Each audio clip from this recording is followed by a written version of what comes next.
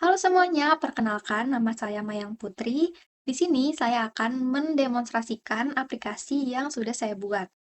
Nah, jadi di ujian akhir semester mata kuliah pemrograman front-end, saya itu membuat aplikasi bernama Netra. Jadi Netra itu adalah singkatan dari Network Tracking. Jadi aplikasi ini itu dibuat untuk mempermudah manajemen inventaris perangkat jaringan.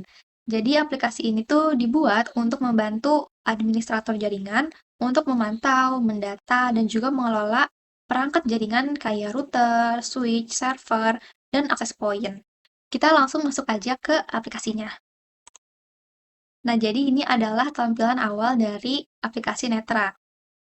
Nah, aplikasi Netra ini saya buat pakai React.js dan juga Tailwind CSS buat UI-nya ya, supaya responsif dan juga bisa di-style sesuai kemauan saya. Dan untuk back-end-nya, untuk datanya, saya buat menggunakan ini, Mock API. Nah, untuk tampilan dari aplikasi Netra itu saya buat sesimpel mungkin, se-clean mungkin gitu ya tampilannya, nggak terlalu banyak warna, nggak terlalu banyak elemen, karena ini tuh kan aplikasi untuk manajemen perangkat ya, yang nantinya tuh akan banyak banget nih data di sini. Jadi kalau misalnya terlalu rame atau warnanya juga terlalu banyak dan terlalu mencolok, jadinya tuh akan pusing gitu ya. Jadi saya buat sesimpel mungkin gitu desainnya. Tapi tetap kelihatan modern dan juga tetap fungsional. Oke, pertama saya akan jelasin dulu di aplikasi itu ada fitur apa aja gitu ya. Nah, ini di paling atas itu ada fitur untuk ngefilter status dari perangkat. Jadi untuk ngelihat mana aja perangkat yang online atau yang offline. Ini misalnya kita klik yang online ya. Nah, jadi data yang muncul di sini adalah data-data yang perangkatnya online gitu statusnya. Bisa dilihat di ini ya, di tag yang warna hijau ini. Terus kalau misalnya mau lihat yang offline, klik offline. Nah, ini ada di sini. Terus juga kalau misalnya lihat jumlahnya bisa lihat di sini. Jadi ini tuh ada 3 data yang offline, 3 perangkat yang offline. Yang online juga bisa dilihat jumlah datanya di sini. Terus di bawahnya sini ada fitur filter tipe ya. Nah, kan perangkat jaringan tuh ada banyak banget kan tipenya. Kayak di sini ada switch, ada access point, ada router, ada server. Nah, jadi untuk memudahkan manajemen datanya, saya buat filter untuk tipe si perangkatnya juga. Ini bisa kita switch, yang muncul akan switch. Nah, bisa dilihat dari si tag-nya warna hijau, switch. Terus kalau misalnya buat access point, nih, access point, dilihat dari tag warnanya. Jadi, setiap tipe itu saya bedain warna-warnanya, supaya gampang untuk mengelompokkannya, terus juga biar gampang diingat gitu. Ini untuk router warnanya ungu, dan hovernya juga sesuai sama warna tag-nya ya. Ini router warnanya ungu, terus server warnanya biru. Gitu. Dan untuk filter ini tuh dia bisa double ya. Jadi misalnya kita mau lihat access point yang online ada berapa. Nah, ini bisa kan? Atau enggak yang online gitu. Router yang offline ada apa aja sih gitu, ada berapa. Nah, kita bisa pakai dua ini. Tapi tetap untuk default awalnya pas pertama kali buka aplikasi itu bakal ke all device ya, all status juga. Terus di sini ada fitur search ya. Nah, untuk search ini tuh udah real time, jadi nggak perlu di-enter. Jadi kita ketik pun udah langsung muncul datanya. Misalnya saya ketik mikrotik, nah kan muncul langsung. Saya Cisco, akan langsung muncul. Tempelin, nah tuh. Nah, selanjutnya kita masuk ke fitur CRUD ya, create, read, update, dan delete. Nah, untuk tambah data, kita bisa klik add device ini, akan langsung muncul formnya. Nah, formnya ini saya buat pakai modal ya, jadi dia itu nge-pop up langsung, nggak pindah halaman gitu. Nah, ini saya buat di sini, di device form. Ini untuk mengelola datanya, terus, nah ini buat kode apa fungsi gambar, terus ini untuk validasi datanya. Jadi si user itu nggak bisa ngirim data kosong tuh, dia akan langsung muncul error ya karena udah divalidasi tadi di sini.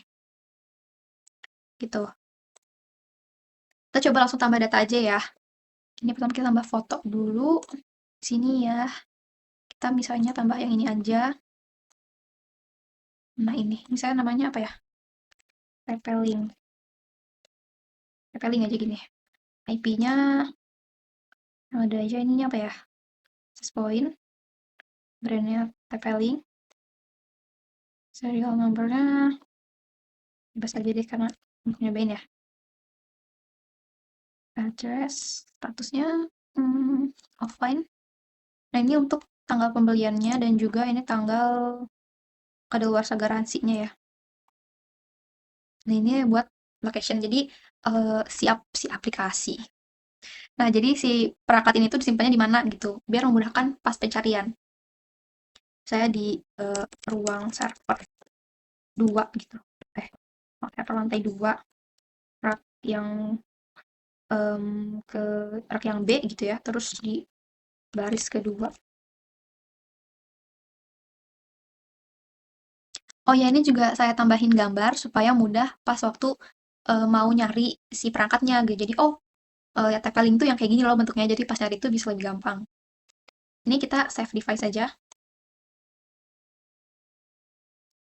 Nah, ini kalau misalnya datanya baru akan muncul highlight kayak tadi. Terus juga tadi ada alert ya di depan. Untuk kasih tahu juga kalau data yang kita tambahin itu berhasil ditambahkan.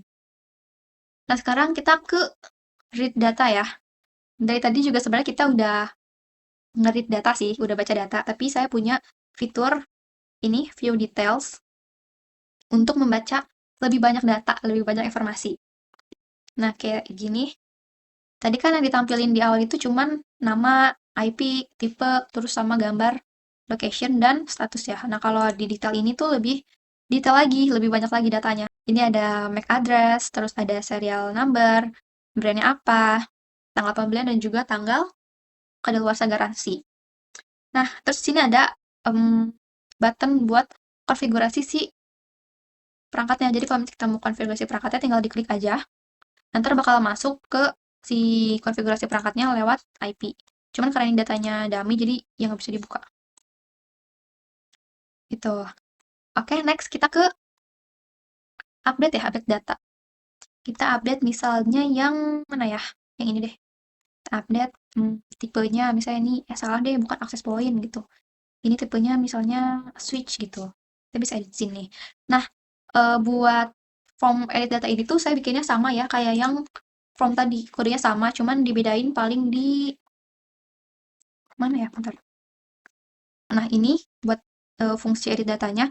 Jadi kalau misalnya user ngedit data itu, si formnya akan nampilin data yang sebelumnya. Tapi kalau misalnya dia tambah data, ini bakal dikosongin si datanya. Ini tadi kita udah edit ya, terus kita edit apa lagi? Tanggal deh. Ya, kita tinggal update.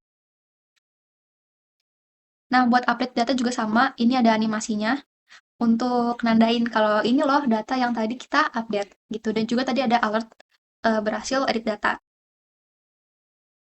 Kita lihat. Nah, tadi berubah kan ya ininya nih, si tipenya dan juga tanggal ininya. Next, kita ke delete data ya. Nah, untuk delete data, kita klik delete aja di ini. Nah, sebelumnya akan ada alert konfirmasi dulu nih, apakah benar nih mau ngapus data. Karena kalau misalnya udah dihapus kan nggak bisa dibalikin lagi. Jadi, ditanya dulu nih. Gitu. Kalau misalnya nggak jadi ya nggak akan kehapus. Tapi kalau misalnya mau beneran dihapus, kita hapus.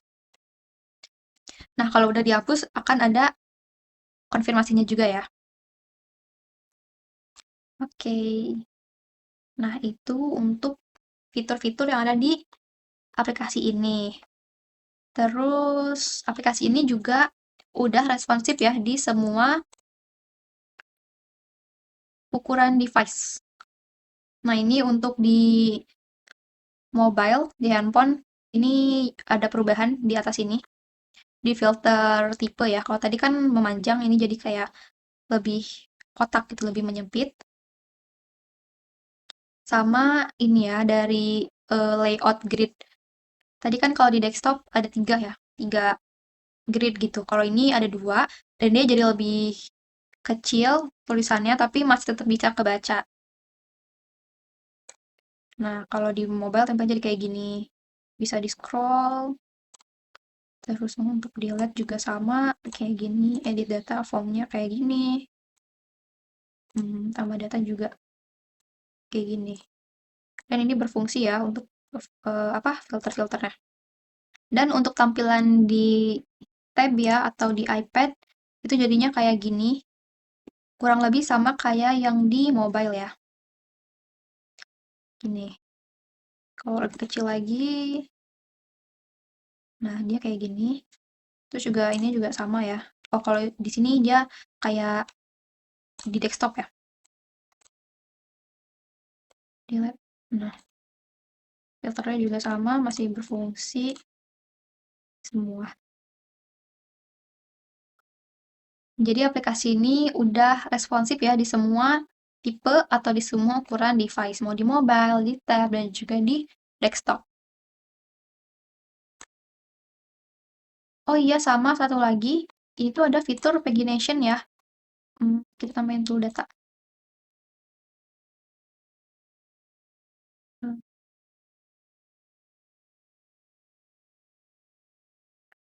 Nah, ini kalau misalnya datanya udah banyak, saya tambahin fitur pagination juga. Jadi kalau misalnya terlalu banyak data yang ditampilin dalam satu page kayak gini tuh akan jadi berat ya, dan juga akan lemot. Jadi saya pisah-pisah gitu. Nah, ini saya bikin pagination-nya itu ada nampilin 9 data ya, baru 9 data supaya kelihatan. Tapi mungkin nanti akan ditambah ya, jadi dalam satu page gini akan nampilin misalnya 20 data. Tuh. Nah, jadi untuk aplikasi Netra ini tuh adalah aplikasi pertama saya yang saya bangun menggunakan React.js ya. Ada banget tantangan migrasi dari kode-kode saya sebelumnya, dari bahasa-bahasa yang sebelumnya saya gunakan ke framework modern kayak React ini, terutama dari penulisannya ya, itu udah pasti dari kayak cara manggil variabelnya, terus juga cara nampilin datanya, terus dari struktur foldernya, dari nyimpen filenya pun kan cukup berbeda ya, dan itu merupakan salah satu tantangan gitu. Nah, segitu aja demonstrasi saya untuk aplikasi Netra ini.